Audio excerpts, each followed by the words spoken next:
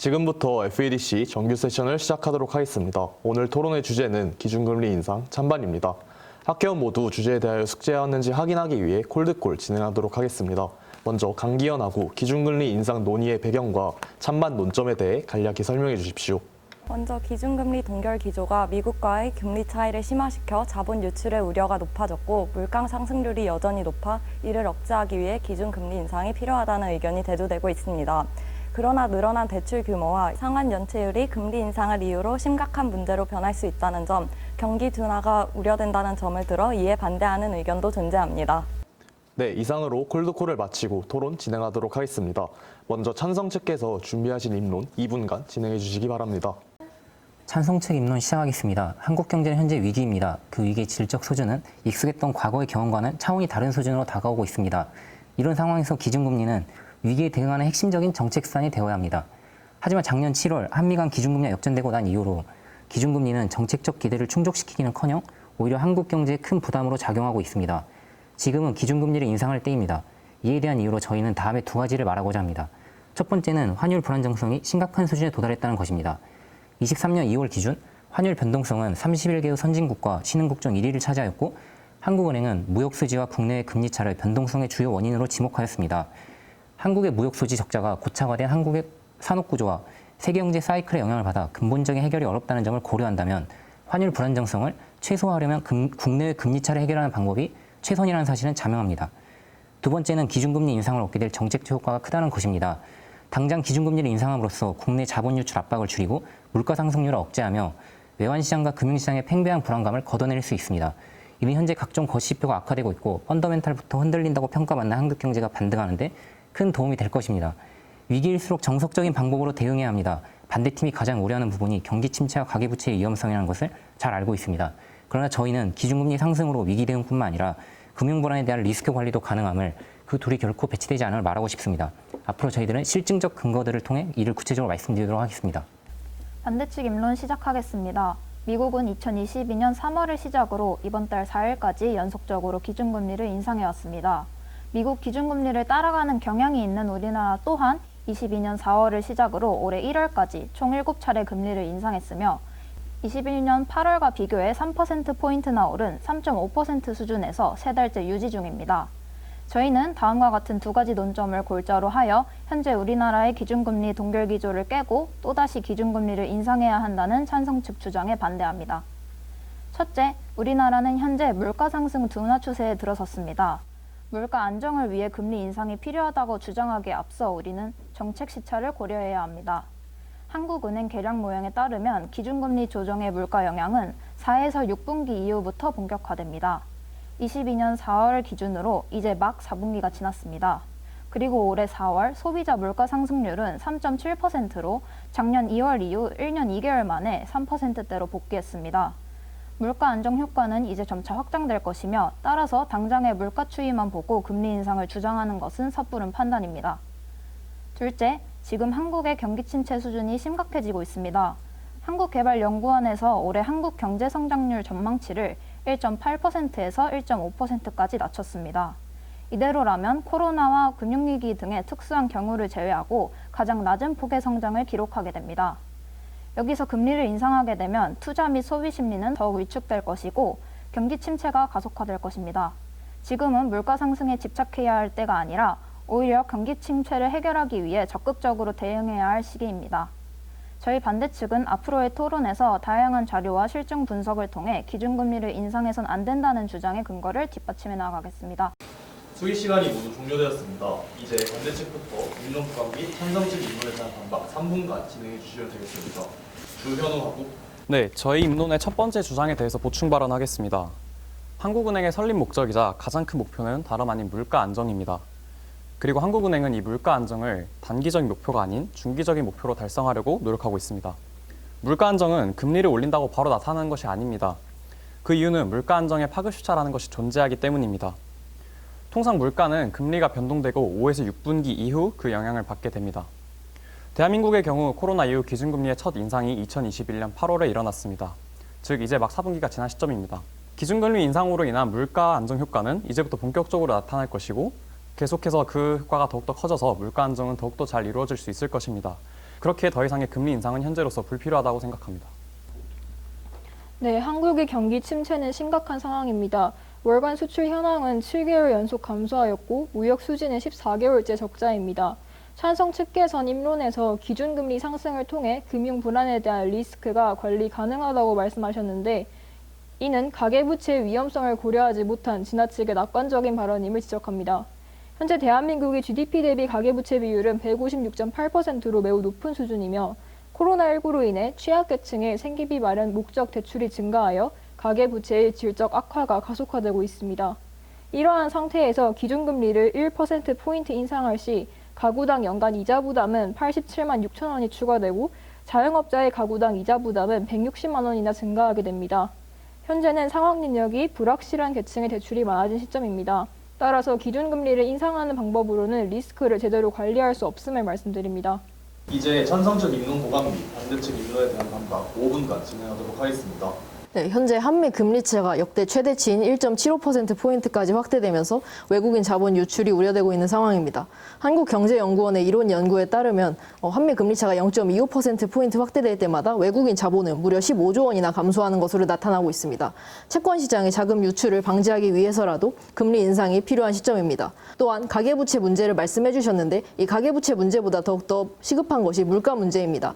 한국은행에 따르면 가계부채 리스크의 경우에는 3년 이내에 현실화될 수 있는 중기 리스크로 분류된 반면 물가 안정 관련 리스크는 1년 내에 현실화될 수 있는 단기적인 리스크로 나타났습니다. 그렇기 때문에 현재 기준금리 인상을 통해 물가 안정을 도모해야 경제 또한 선순환 구조로 돌아올 것이고 또한 기준금리 인상을 통해서 신규 가계대출이 감소하면서 지금까지 시행해왔던 여러 지원책들을 통해서 보조한다면 가계부채 리스크도 함께 관리가 가능하다는 것을 말씀드리고 싶습니다. 이세연하고 네, 반대 측은 물가가 안정 국면에 들었다고 주장하시지만 실상은 그렇지 않습니다. 금리를 동결한 미국 상황 역시 기대 인플레이션도 높고 근원물가가 잡히지 않은 상황에서 정책 시차를 논하기보다 고물가 상황이 잡히지 않았다라고 진단하는 게 합리적인 판단입니다. 뿐만 아니라 실제로 호주와 영국, 독일 모두 인플레이션이 잠잠해지기를 기다리자는 결정이었지만 결국 물가가 잡히지 않아서 기준금리를 다시 올렸습니다. 뚜렷한 지표나 시그널이 없는 상황에서 지금은 여전히 고물가다라고 판단하는 게 더욱 합리적인 판단이며 그래서 기준금리를 올려야 한다는 주장입니다. 다음으로 반대 측에서 찬성 측 주장에 대한 반박 5분간 진행해 주십시오. 신준원하고 네, 현 시점 물가 상승률은 둔화 추세에 진입하였습니다. 입론에서 밝힌 소비자 물가 상승률 이외에도 근원 물가 상승률 역시 지난 1월 5%로 피크를 찍은 이후 지난 4월 4%로 낮아진 상황입니다.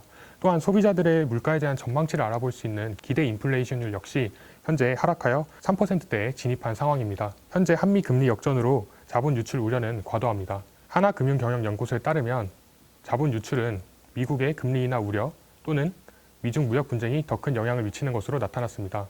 따라서 현재 한미 금리 역전만으로 자금 이탈을 우려하는 것은 과도하다는 결론입니다. 실제로 한미 금리 역전으로 자본이 유출된 사례가 있는지 의문입니다. 찬성 측에서 반대 측 주장에 대한 반박 5분간 진행해 주시기 바랍니다. 김범준하고 네, 디커플링 그리고 원화 불안 등 환율 관련 리스크가 잔존하고 있으며 이에 대비하기 위한 가장 효과적인 수단은 기준금리 조정입니다. 자본 유출도 지적하셨는데 제시한 사례와 달리 올해 4월 외국인 투자자들이 장기 국고채를 무려 2조가량 매도하는 사태가 발생했습니다. 이러한 자금 유출이 더 이상 발생하지 않도록 금리 조정이 필요한 시점입니다. 우리나라의 가계대출은 주택담보대출, 즉 부동산 거래가 가계대출 증가의 주 요인입니다. 보통 소비가 줄면 가계부채가 줄기 마련인데 대한민국은 부동산 가격이 오르면 이를 구매하기 위해 대출도 늘어나는 특성을 보입니다. 고위험, 저신용차주의 채무 상환을 위한 돈은 약 55조로 집계됩니다. 이는 정부가 일련의 레고랜드 사태 그리고 코로나 리스크 완화를 위해 풀었던 돈과 유사한 규모입니다. 정부가 재정 능력을 발휘하면 최악을 면할 수 있다는 것을 의미합니다. 그러나 이미 최악을 달리고 있는 무역 적자 그리고 해외 투자 유출 등 대외 압력은 정부의 손을 벗어난 상태입니다. 더 이상의 악화를 막기 위해서 정부가 기준금리 조정으로 선제 대응을 해야 할 때입니다. 이제 10분간 자유토론 진행하도록 하겠습니다. 반대 측부터 진행할 예정이고 손 들고 계시면 지목하여 발언권 드리도록 하겠습니다. 박원규하고 찬성 측에서 제시해 주신 부동산 거래 위주의 가계대출 외에도 자영업자, 중소기업 역시 대출의 큰 축을 담당하고 있습니다. 금융감독원의 발표에 따르면 올해 들어 전체적으로 대출 연체율이 상승했는데 가계대출 연체율 상승폭이 0.28%에서 0.32%로 상승하는 동안 중소기업 대출 연체율은 0.39%에서 0.47%로 더 큰 폭으로 상승했습니다. 이러한 기업 대출까지 고려한다면 찬성 측이 집계한 가계대출 위주의 55조 규모의 구제책이 과연 적절한 구제책인지 의문이 듭니다. 또 가계대출의 76.4%는 변동금리로 금리 변화에 즉각적으로 직격탄을 맞을 수 있습니다. 때문에 아주 선제적이고 발빠른 정부 규제책이 아니라면 큰 효과를 내기 어려울 것으로 보입니다. 김민지하고 금리차 영향에 대한 실증적 근거 두 가지를 말씀드리겠습니다. 먼저 원달러 환율 상승입니다. 23년 초 1,200원대를 기록하여 안정적으로 보였던 환율은 현재 1,340원대까지 증가하였으며 연고점을 경신하고 있습니다. 둘째로 외국인 투자자금 유출 압박 증가입니다. 앞서 말했듯 30년물 채권은 유동성이 낮은 안정적 자산임에도 불구하고 현재 2조가량 해외로 유출되고 있는 상황입니다. 이는 한국에 대한 해외 투자자들의 불신이 고조되고 있음을 시사하고 있습니다. 또한 달러와 원화는 정반대 구도로 달러가 약세일 때 대체제로 원화에 투자되고 있었으나 원화의 불안정성 증가로 커플링 관계가 깨지기 시작했습니다. 이는 환율 폭등, 수입품 가격 상승, 국내 물가 상승으로 이어져 수출과 내수의 동시 타격을 야기할 수 있습니다. 즉, 국가 경제 펀더멘털 자체의 불안정을 초래할 수 있다는 것입니다. 저희 또한 물가를 완전히 무시하자고 주장하는 것이 아님을 말씀드립니다. 더불어 기존의 기준금리 동결 또한 물가 등 모든 문제가 해결된 이후에 결정된 사항도 아닙니다. 한국은행의 목표는 통화 신용정책 수행을 통한 물가 안정 도모와 경제 성장을 균형 있게 겸비하는 것입니다. 그러나 한국은행의 연구에 따르면 기준금리를 인상할 경우 가계 소비와 기업 투자가 위축되는 등의 다양한 부정적인 결과가 초래됩니다. 즉, 기준금리 인상은 경기 침체를 심화시킴으로써 한국은행의 목표인 물가 안정과 경제 성장의 균형을 깨는 방안이라고 할 수 있습니다. 김진음하고 한미 금리차가 확대된 지 오래되어 금융시장과 자본시장의 흐름이 불확실한 대외 여건 속에 다소 안정적인 정응성을 보이는 측면이 있다는 것은 사실입니다. 그러나 실물 경기는 상황이 다릅니다. 마치 금리를 인상하면 가계부채, 기업부채에 악영향을 미쳐서 실물 경기를 위축시킬 거라고 하지만 이런 금리차 확대를 방관할 때에도 그에 못지않은 부작용이 있습니다. 특히 무역을 하는 입장에서 그런데 예를 들어 자동차같이 환율이 굉장히 민감한 업종에서는 그 다음 분기나 다다음 분기 실적이 나올 때 변동적인 환율 상황에 안 좋은 영향을 받아 실적이 악화될 수 있습니다. 현대자동차의 경우 환차이익을 반영하는 게 실적에 매우 큰 영향을 미칩니다. 전 세계 3위의 판매량을 달성하는 기업을 토했지만 금리차 확대로 인해 불안정한 환율 상황이 하락 영향을 훼손시키는 결과를 볼까 우려스럽습니다. 한은의 금리 동결로 인해 발생하는 피해 손실 규모는 인상으로 인해 발생하는 경기 침체보다 더 심각한 상황을 야기할 수 있습니다.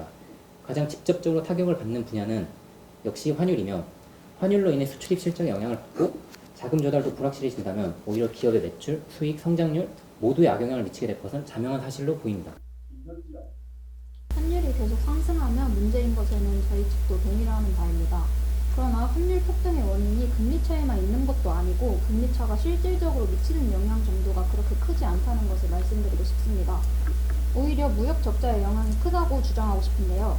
실제 EU 기준금리가 우리와 비슷한 3.75%로 미국과 금리차가 큰 편인데도 유로는 강세를 보이고 있습니다. 찬성 측의 말씀대로라면 금리차가 큰 유로도 약세여야 할 논리가 맞습니다. 그 반대라는 것은 금리차보다 무역 적자가 미치는 영향이 더 크다는 반증입니다. 최재민 한국투자증권연구원 말에 따르면 원화 약세의 압력은 경제 펀더멘털 약화에서 오고 있다고 합니다. 올해 4월까지 누적 무역 적자는 약 250억 달러, 수출은 7개월 연속 감소 중입니다. 따라서 환율 상승세를 잡으려면 오히려 경기 부양으로 무역 적자 폭을 줄여야 한다고 주장합니다. 천유진하고 네, 무역 적자가 심각한 것은 맞습니다. 하지만 한미 금리차가 심화되면 달러 수요가 강화되면서 환율이 오르는 것도 사실입니다. 현재 상황은 금리차, 무역 적자, 그리고 지정학적 리스크와 같은 다양한 요인이 복합적으로 작용하고 있다는 것입니다. 그런데 무역 적자의 경우에는 국내 경기 부양보다도 오히려 리오프닝이 늦어지고 있는 중국이라던가 이런 외부 요인, 즉 글로벌 경제에 더 큰 영향을 받습니다. 그런데 현재 한국 정부와 한국은행이 이러한 외부 요인에 즉각적으로 대응할 수 있는 방안이 부재한 상황입니다. 그렇다면 한국은행이 현재 환율 문제 상황을 해결하기 위해서 가장 빠르게 대응할 수 있는 방법은 통화정책, 즉 기준금리를 인상해서 원화 절하 효과를 방지하는 것뿐임을 강조드리고 싶습니다. 이제 반대 측의 마지막 반론 시간 5분간 드리도록 하겠습니다. 신준원하고 저희는 찬성 측에서 말하는 금리 인상을 통한 환율 인하 효과에 의문입니다. 주요 6개국 통화 대비 달러의 가치인 달러 인덱스는 현재 114포인트를 기록한 이후 지속적으로 하락하여 102포인트를 유지하고 있는 상황입니다. 그러한 주요 6개국을 봤을 때 미국만큼 금리를 인상하지 않았음에도 불구하고 현재 달러가 약세인 것으로 보아서 즉 양국 간의 그러한 금리 차가 환율에 있어서 큰 문제가 아니라는 결론입니다. 결국 통화 정책에 있어서 가장 중요한 것은 정책의 신뢰성을 유지하는 것입니다. 앞서 찬성 측이 말하는 증가하는 가계 대출 역시도 금리가 오르지 않을 것이라는 정책 당국에 대한 사람들의 신뢰가 반영된 것으로 볼 수 있습니다. 물가 역시도 마찬가지로 23년 4월 기준으로 기대 인플레이션은 2달 연속으로 하락 국면에 접어들었습니다. 이는 대부분의 국민이 현 고물가 상황이 우크라이나 러시아 전쟁이나 고유가 상황 등 특이한 국면에 따른 일시적인 현상으로 기대하고 있음을 의미합니다. 때문에 금리가 동결된다는 신호를 주고도 만약에 금리를 올리게 된다면 이는 정책 당국을 믿은 여러 사람들에게 불신감 내지는 피해를 줄 수 있고 또 지금처럼 기대 인플레이션이 낮은 국면에서 금리 인상을 단행한다면 기대 물가에 대한 새로운 신호로도 작용할 수가 없습니다. 그러므로 현 상황에서 굳이 통화 정책 신뢰도를 낮추고 별로 큰 기대 인플레이션을 낮추는 효과도 없는 이러한 금리 인상을 단행할 필요는 없다고 여겨집니다. 네, 우리나라와 미국의 금리 차가 최고점을 찍은 지금입니다. 현 상황에서는 냉철한 판단과 대책이 따라 나와야 할 시점인데요. 금리 차 자체는 흔하다고 하면 흔할 수 있습니다. 하지만 지난 역정 당시에는 우리나라와 주변 국가의 금리 차에서 우위를 가졌지만 지금은 유럽, 영국, 캐나다, 호주보다도 기준금리가 낮습니다. 즉, 투자자들 입장에서 금리도 낮고 경기도 안 좋아 매력도가 떨어지는 우리나라 시장에 투자할 유인이 없고 실제로 장기 국채가 빠져나가는 등 자본 유출이 일어나고 있는 상황이죠. 저희 찬성 측은 따라서 기준금리를 동결하는 건 무모한 결정이고 기준금리를 인상하는 것이 더욱 합리적이라고 주장하는 바입니다. 다음 김민지하고. 반대 측에서 말씀하셨던 환율 상승의 주된 요인이 무역 적자뿐이라는 주장에 의문을 제기합니다. 환율 상승 요인으로는 무역 적자뿐만 아니라 미국 금리 인상 기조와 국제 경제 성장 둔화에 의한 안전자산 선호 강화 현상을 함께 고려해야 합니다. 또한 무역 적자를 해결하는 것에 대해 양측이 동의하고 있는 와중에 수출 감소, 수입 증가로 역대 최대 무역 적자를 기록하고 있는 상황에서 환율 상승으로 수입 물가 인상 가능성을 방치하는 것은 오히려 더 악화시킬 수 있으며 이를 해결할 수 있는 해결책이 바로 금리차 완화임을 주장합니다. 정규 토론이 모두 종료되었습니다. 이제 양측의 추가 토론 의사 묻도록 하겠습니다. 양측 모두 동의하시면 진행하고 그렇지 않다면 바로 최종 발언 진행하도록 하겠습니다. 양측 모두 추가 토론에 동의하지 않은 관계로 바로 최종 발언 진행하도록 하겠습니다. 먼저 반대측부터 준비하신 최종 발언 2분간 진행해 주시기 바랍니다. 네, 반대측 최종 발언 시작하겠습니다. 저희는 입론에서 기준금리 인상에 반대하는 두 가지 이유로 물가 상승이 두뇌 추세인과 더불어 우리나라의 심각한 경기 침체 현실을 말씀드렸습니다. 그리고 저희는 이에 대한 근거를 실증적이고 논리적으로 토론을 통해 입증해 나갔습니다. 우선 물가 상승은 단기 수치보다 중장기 수치를 보여야 합니다. 현재 근원물가, 기대 인플레이션 모두 둔화 추세를 보이고 있습니다. 즉, 기준금리를 인상해야 될 이유가 전혀 없다는 뜻입니다.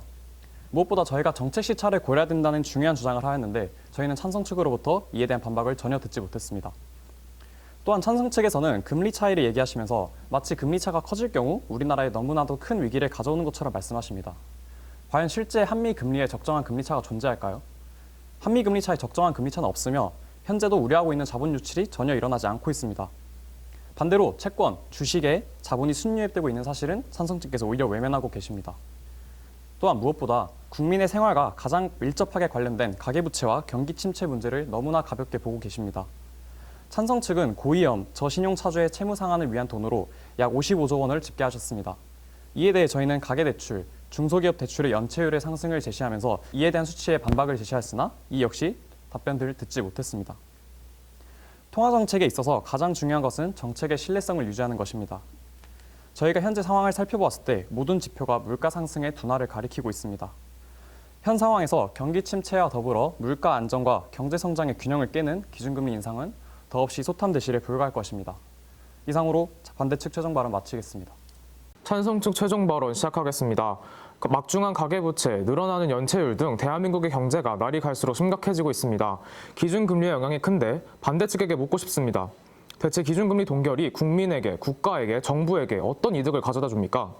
저희 찬성 측은 토론에서 첫째, 여전히 물가 상승률이 높기에 안정화 필요성이 있음. 둘째, 한미 금리차 확대로 발생한 금융시장 불안, 완화 필요성. 셋째, 대출금리 하락은 시장에 잘못된 시그널을 부여하여 자금 유출 심화 우려. 넷째, 긴축 기조의 필요성 잔존. 다섯째, 기준금리를 인상하는 해외 사례 등을 근거로 기준금리 인상을 주장합니다. 이후의 파급 효과는 DSR 규제 대상 확대, 과잉 대부업 금지 조치 강화, 비대면 대출에 대한 규제 마련, 취약 가구 대책, 고정금리로의 유인 확대 등의 대책으로 기준금리 인상 이후 부채 확대 문제에 대응이 가능합니다. 연쇄적인 파급 효과를 고려하기 귀찮아서 기준금리를 동결하고 상황을 방관하려는 정부의 무책임한 행태가 나라의 침체를 가져올 것입니다. 당국은 고금리의 고통을 덜기 위해선 무엇보다 근원 물가의 안정이 필수 요소란 점을 인식하고 관리에 최선을 다해야 할 것입니다. 다시 한번 강조하지만 잠깐의 수치 변동이 곧 안정을 의미하는 것은 아닙니다. 이상입니다. 이로써 금일 토론이 모두 종료되었습니다. 모두 수고하셨습니다. MVP 선정 및 승리팀 투표는 저에게 개인 카톡을 통해서 투표하는 것으로 진행하도록 하겠습니다.